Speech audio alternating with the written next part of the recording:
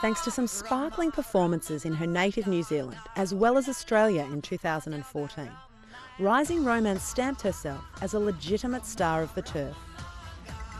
But just in case anyone forgot what she was capable of, a dazzling first-up effort at Ellerslie suggested she's back better than ever.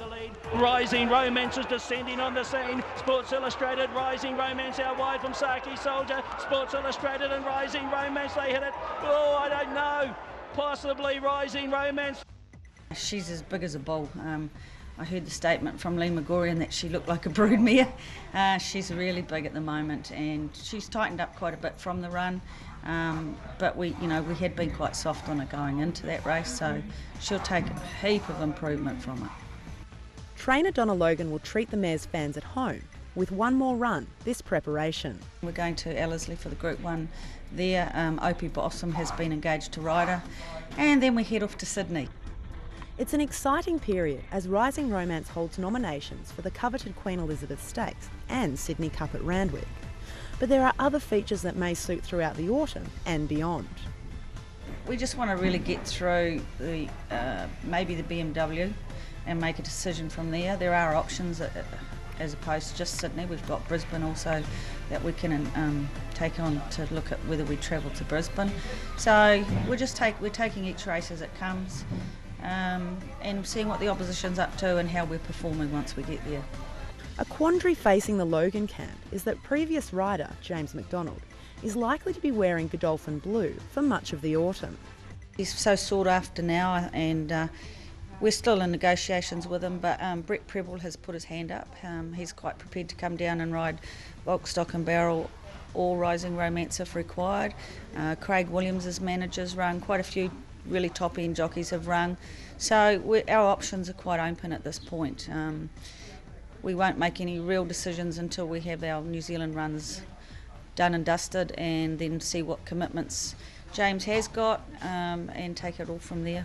One thing that is unlikely to disturb the mare's preparation, however, is the change of surroundings.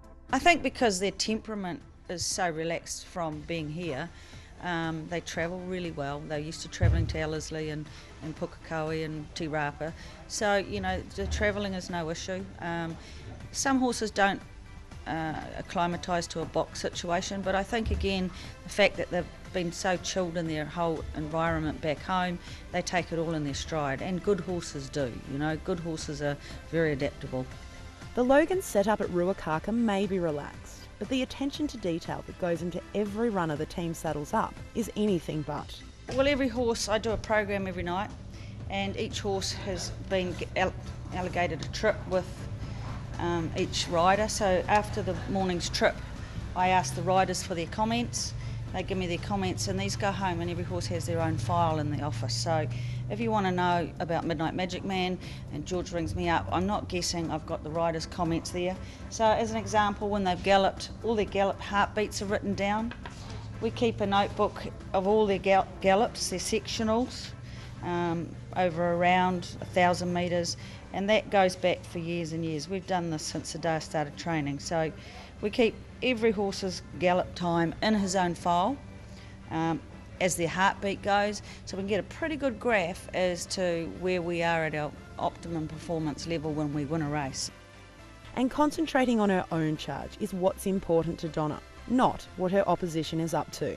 She's stepped up every race that we've asked her from the day she first raced here in New Zealand, and knowing that background of her and knowing her so well, we know where we can take her to each level, and I'm confident that she is bigger and stronger this year than she has ever been, so I think she will step up. Look, she ran second in the Caulfield Cup and was still a very, basically immature 3-year-old. Having that grounding behind us, you would expect her to be very, very competitive now that she's stronger in that top end again in Sydney. Rising Romance co-trainer